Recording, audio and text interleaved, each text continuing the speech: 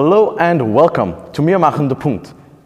I'm Christoph, your host, and we have a very, very special episode today concerning a topic that mentions youth and adults alike. A topic perfectly represented by this here video.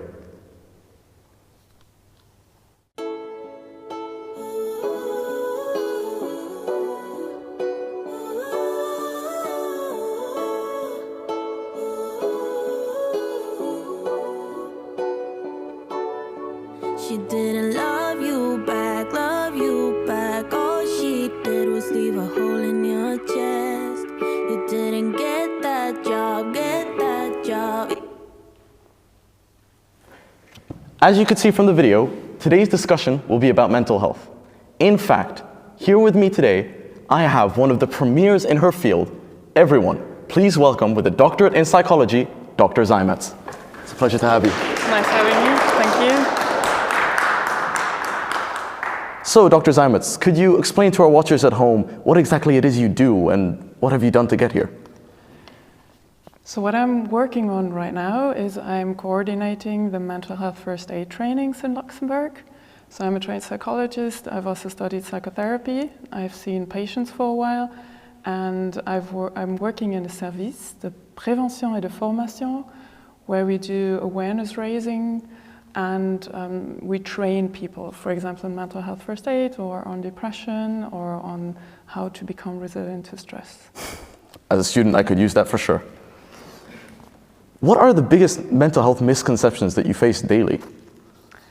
I think there are many different misconceptions. One of the misconceptions that I believe is that we need to work against is that people think that they need to work through mental problems on their own.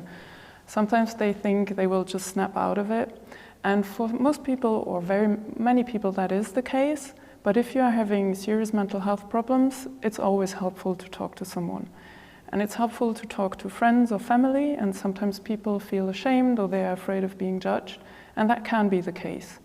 So if you feel that you really don't want to trust anyone with your problems, then you should never hesitate to go and see a professional, because that's what they're there for, that's what they've been trained for, to help someone with those problems. And believe me, if you are on your own, you can have thoughts that you think, no one else has had these thoughts and I don't want to share them, I feel ashamed of it, but that's daily business for trained psychotherapists. So that's what they are there for, and I would wish that people would be more open about it and that they would be more supportive for the people around them that are struggling, and that people are open to get help and get better sooner. So if I understand correctly, you're saying that you really shouldn't bottle up your emotions and that there's always someone who's willing to help you work through your troubles. That's what I'm trying to say, and that it helps to talk to someone, yes. So, on to our second question, which our lovely creative team has actually made a video for. I didn't raise you to be like... Why are they arguing all the time? Is it my fault? My fault. I'm never enough. It's my fault. It's always my fault.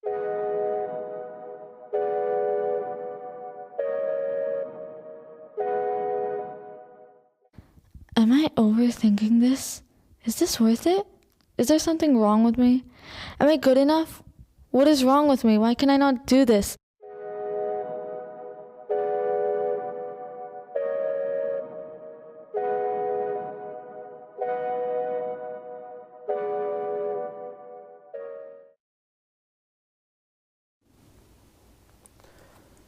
So, like the video said, what do you see teenagers doing that affects their mental health? It's really difficult to answer that question very shortly, because there are many things contributing to mental problems. There are many factors that come together, and there might be a drop that makes it spill over, but there are many things contributing. Nowadays, one of the discussions is about social media and cell phone use, because we can see that young people are texting more and more and probably having less real face-to-face conversations. And that might be one thing that is not helping for mental health, because, as I said before, it's always helpful to talk about things, but maybe not with text messages, but in real life situations. And social media, because what we tend to do is we see influencers, we see happy people, we see filtered pictures, and we compare ourselves. And if I look at a lot of really great and shiny people, I compare myself and I will feel worse. Sometimes social media can be really helpful to stay in contact, to get information, but if I'm already feeling down and I'm scrolling through social media, the probability is really high that I'll feel even worse. And the other thing I believe that can be contributing is, again, what I said before, is that young people tend to try to solve the problems on their own, either with themselves or with a peer, which can work. But if the problem becomes more serious, it's really important to get an adult involved who can have a different perspective and take different decisions to get the proper help that you need. And am I right in assuming that this whole dimensions with screen and online, it's a relatively new thing that's only really appeared in the past 20 years? Is there as much research and do people know as much about it as we would like? We never know as much about anything. We never know as much as we would like. In psychology research, but no, we do definitely not. What we always lack is longitudinal studies where you have cohorts that you accompany through the years, and social media is changing so quickly that it's difficult. If you're doing a study, it's always good to control some of the variables. So to say we're only looking at people who look at Facebook, but if I'm informed correctly, Facebook is already outdated with young people. So, it's difficult to do studies over the years and compare cohorts. And that's not really easy. So no, we are never having enough data than what we would like. And so if I know a lot of the watchers of this program are teenagers, if you could give one piece of advice, one thing that could really help us, what would you say? I would say that mental health problems are real, and that people who are going through a hard time, that they are not just imagining their problems. And I would wish that the people surrounding them would really be understanding and supportive. And on to our last question from us. What are the main differences between genders concerning mental health? If I think about women and men, or boys and girls, there are some differences. We know that, for example, women are much more likely to have depressive disorders and anxiety disorders, and men are, for example, more likely to have substance use disorders or to die by suicide. There are, again, many factors that can explain those differences. One of them are hormones. We know that before the onset of puberty, that depressive and anxiety disorders are more or less equally distributed, and once puberty and the hormones set in, there is a disparity, there is a difference. We also know that society is a contributing factor, that still nowadays women often face a much bigger mental load and more stress, but we also can see that that's shifting a little bit. But still, and we know that men tend to talk less about their mental health problem, and that's why they have a tendency to use more substances. But gender can be more than just male and female, and we know that people who are not heteronormative, as we call it, or as it is called, you are having higher probability to face mental health problems because of society, because of the stigma in society, because you're having trouble finding your own sexual identity or sexual orientation, or it's different than the orientation of most people, and people tend to be judgmental about that. So you feel it's harder to deal with all that if you're going through puberty, for example, or even if you're an adult, and it's harder to find the support and the professional help that you need. So the way I understand it, a lot of these problems, or a lot of the things that make it difficult, they come from society as a whole, so it's like the outside pressure in a way. Well, mental health problems are very often, the biggest contributing factors are always interactions with other people, be it how I was raised, be it the interaction with my parents that shaped me, then the peer group that I'm in or was in. And if I'm having mental health problems, it's mostly a reaction of my relationships with the people surrounding me. And yes, society always is a contributing factor, but for now, I don't know about a society where mental health problems do not exist. I don't know if that's maybe a utopia to say we are all living together and peacefully and everyone is happy. I believe that's wishful thinking, even though I would love to get there. Yeah, it's something we should all work towards. Yeah. And now, time for everyone's favorite segment, the audience questions. Do any of you have questions?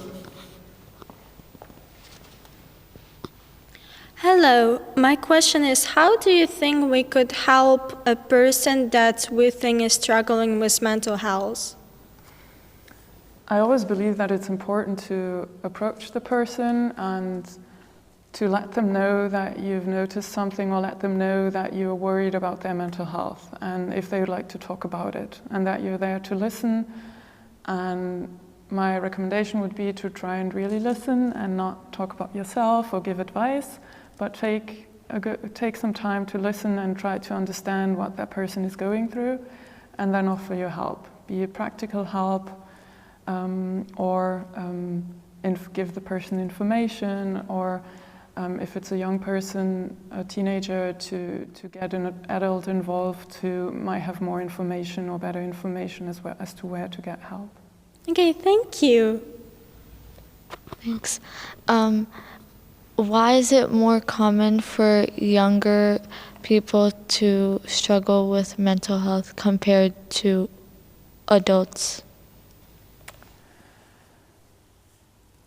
It depends on how you look at the statistics. If you look at struggling, and if you talk about in general mental health problems, it's a difficult phase that young people are going through. They're going through puberty, where many things change. You look for a new identity, a new place in society. Different things start to become more important. Peers become more important. Parents become less important. And there are many changes going on in your body, in your life, in your brain, and that makes it a bit harder sometimes to keep direction, to feel okay, and to feel good in your body and in your mind. If you look at the statistics, it's adults that have more mental health problems. One more question. People say that when you have poor mental health, that you have a bad sense of self-perception, I think. Yeah. So what is something you can do to improve your self-perception? It's always helpful to do things that you like to do, because if you like to do things, you're much more likely to put energy and effort and time into it, and the more energy, effort and time you put into something, the more positive results that you get. So it's always a balance of what do I need to do and what do I want to do. Of course, if you're young here in Luxembourg, you have to go to school, and then you can try and choose the classes or the direction in school with something that you're good at, and you'll feel better about it because you'll have more positive results. With your friends, it's important to choose a group of friends that you feel comfortable with, and same with your hobbies. It's always good to do things that you like to do, and you feel that you are achieving things. And if the more things you can achieve, and the better you do them, the better will be your self-worth or the self-efficacy that you are experiencing. Okay, thank you. I had a question about self-confidence. If you would have any tips for boys and girls who have a low self-confidence, low self-esteem, if you would have any tips to maybe raise that, because I think in our society it's very often for people that have no self-confidence. In psychotherapy, we start to drift away from the concept of self-confidence, because we say that to have a good self-confidence, for example, you are doing sports and you are a good runner and you're really, really fast, and that boosts your self-confidence. In the moment you break your leg and you cannot run anymore, where does it go? So what I would say is to be I'm looking for the English word, Selbstmitgefühl, self-compassion. So if you're self-compassionate and you are telling yourself, okay, I used to be a good runner, now my leg is broken, I probably never run as fast as I could before, but I'm still a person who is lovable and who has self-worth and who is worth something, then I can be much nicer with myself. And I believe that if I'm having self-compassion and I'm telling myself, like, I'm doing this interview today and my answer maybe isn't perfect and my self-confidence would be better if I had found the English word immediately, and if my sentence would have been better, and if it would have been clearer what I wanted to say.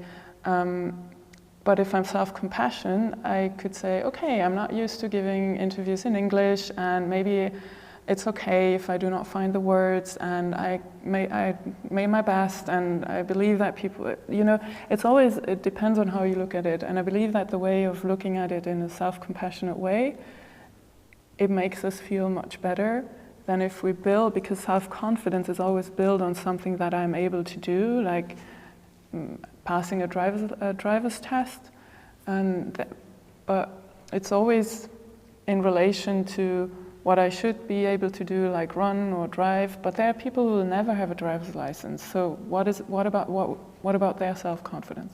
So it's better to be self-compassionate and say, I can do and achieve the things that, with the possibilities that I have. I hope that my answer makes sense. And thank you for coming here. So I have a small question and I'll tell you the context. So I have a friend who he actually socializes. He goes to extra activities, he goes outside of school and does sports, but he doesn't fit in a group. So one group always judges him and says mean things about him, and he has very low self-confidence in himself.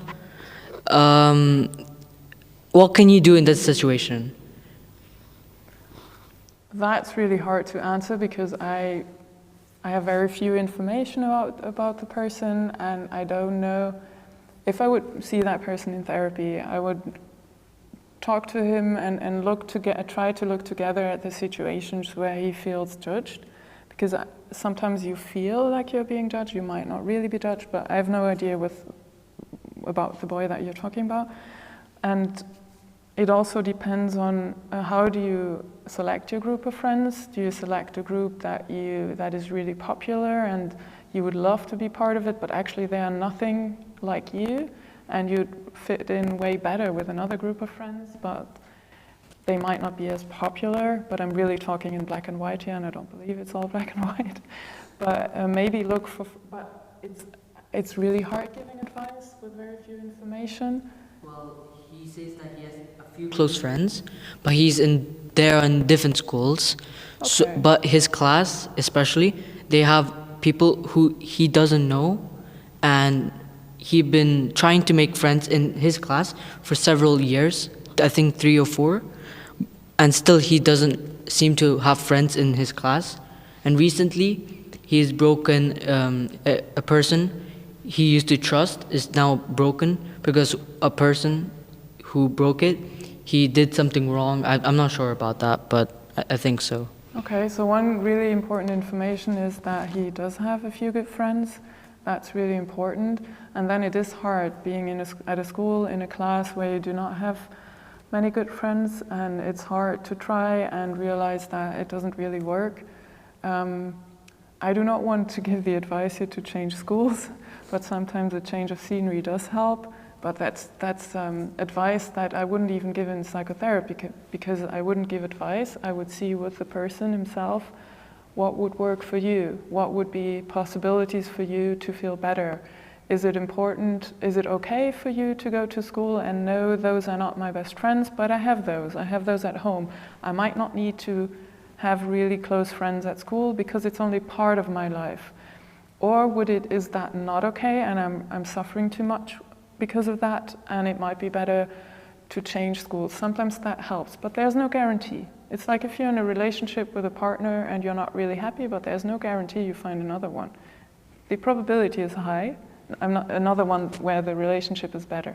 The probability is high, but there's never a guarantee. And it's always to see what options do I have? Is it okay for me to accept the situation as it is? And that changes already many things if I accept. Or is it too stressful and I'm hurt too much and it would be better to change? And sometimes it's just not possible to change. So there's no easy advice for that situation. It seems like he's been trying to solve the problem for several years, so I will not solve it in 2 minutes. I'm sorry. It's all right. Are there any more audience questions? A very quick question. What should you do, or what should I do if I have classmates or friends who I notice are struggling? What is the best reaction, or what should my reaction be to help them? If you notice that someone is struggling, it's always good to approach the person and let them know that you're worried. Approach them, do approach them and let them know that you might have noticed some changes or you think that he's not feeling well, and ask the person if that's the case. And if that's the case, take your time and listen to the person, because talking already helps. It might be problems that are not really deep, and it helps if somebody's understanding and is listening. If the problems go deeper, it's always good to encourage to get an adult involved or a professional involved, because, as I said before, sometimes young people tend to try to solve the problems on their own, which works for most of the times, and that's good. But if we are having if we are having mental health problems or mental health illnesses, it's really good to get other people involved, and it's really important to get professionals involved to make sure that the illness is being treated properly. Thank you.